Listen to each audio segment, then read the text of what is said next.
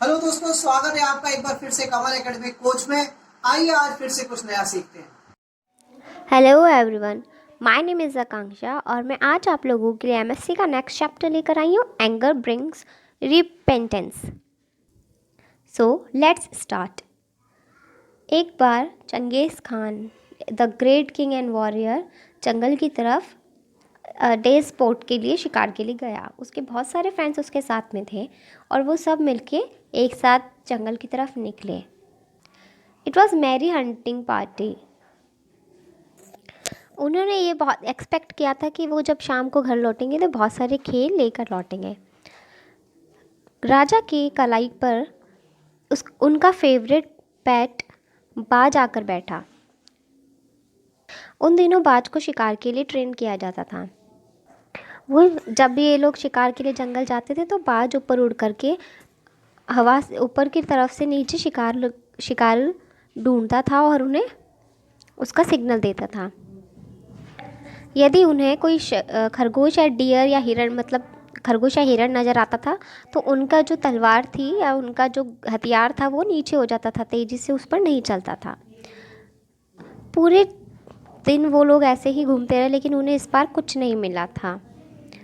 शाम को उन्होंने घर जाना स्टार्ट किया। बाकी सब तो एक नियरेस्ट पाथ से चले गए, लेकिन क्योंकि वो जंगल का पूरा रास्ता जानता था तो वो लॉन्गर पाथ से दो पहाड़ियों के बीच में से होता हुआ राजा गया।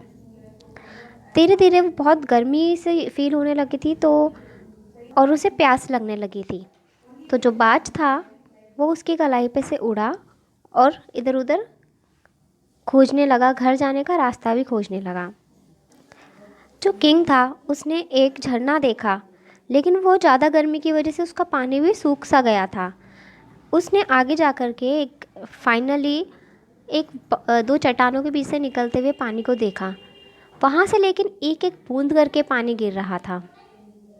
वो अपने घोड़े पे से उतरा, उसने अपना सिल्वर कप निकाला अपने शिकारी वाले बैग में से और धीरे धीरे वो पानी लेने के लिए वहाँ से चला गया। एक एक बूंद उसमें भरने लगा। बहुत देर लग रही थी एक एक बूंद से कप भरने में और राजा बहुत ज़्यादा प्यासा था तो वो वेट नहीं कर पा रहा था। फाइनली जब वो पूरी तरह भर गया तो उसने अपने होठों से लगा के उसे पीना चाहा। अचानक से ही उसे कर्कश आवाज़ सुनाई दी हवा से और उसका जो कप है वो उसके हाथ से गिर गया और सारा पानी नीचे ज़मीन पर बिखर गया। राजा ने देखा कि ये सब किसने किया। ये उसका पेट बाज था।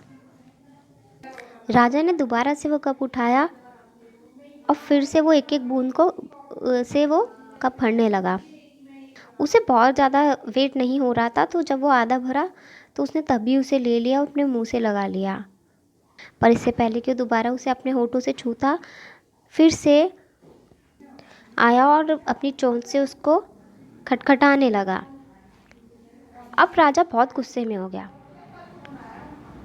उसने तीसरी बार फिर से कोशिश की उस पानी को भरने की और उसे बाज को वहाँ से दूर रखने की, और तीसरी बार भी फिर से वही हुआ। अब राजा को बहुत गुस्सा आ गया। उसने चिल्लाते हुए कहा, तुम्हारी हिम्मत कैसे हुई ये सब करने की? यदि तुम अभी मेरे हाथ में होते तो मैं तुम्हारी गर्दन मरोड़ देता। उसने फिर से वो कप उठाया, पर इससे पहले कि वो पीने की कोशिश करता उसने उसकी तलवार खींच ली। फिर उसने गुस्से में कहा बाज को कि ये आखिरी टाइम है, that is the last time.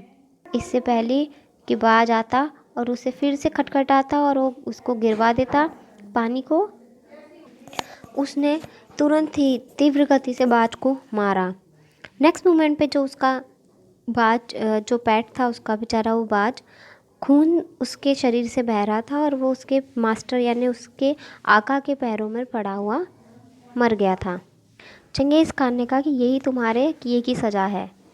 जब उसने अपना कप ढूंढा तो उसने ये देखा कि वो दो चट्टान के बीच में जाकर गिर गया है, जहाँ तक वो पहुँच नहीं सकता था, लेकिन किसी भी कीमत पर उसे पानी पीना था। इसलिए फाइनली वो उस जगह गया और धीरे धीरे वहाँ पर उसके किनारे चढ़ता गया। जैसे वो वहाँ पहुँचा उसने उस पूल के वो पानी को देखा, उस जिसके अंदर कुछ था। जब उसने ध्यान से देखा तो वहाँ पर सबसे जहरीला एक सांप मरा हुआ पड़ा था। राजा रुका, वो अपनी प्यास भूल गया। उसे अचानक से अपने मरे हुए बाज की याद आई जो कि उस ज़मीन पे गिरा हुआ पड़ा था। उसने ये वो परेशान हो गया, रोने लगा कि उस बाज ने मेरी ज़िंदगी बचाई और मैंने उसका बदला इस तरह से चुकाया। वो मेरा बेस्ट फ्रेंड था और मैंने उसे मार दिया। वो नीचे आया किनारे से और उसने उस पक्षी को उठा के अपने हंटिंग बैग में डाल दिया और अपने आप से कहा कि मैंने अब लेसन सीख लिया है, एक सैड लेसन सीख लिया है, और वह यह है कि never to do anything in anger. हमें गुस्से में कभी कुछ नहीं करना चाहिए। इसलिए हमें यदि कोई भी डिसीज़न लेना है या किसी भी बात की गहराई तक पहुंचना है तो हमें पहले सोच विचार के भी ही कोई काम करना चाहिए। गुस्से में किया हुआ डिसीज़न से किसी का भी भला नहीं होता है। Thank you so much.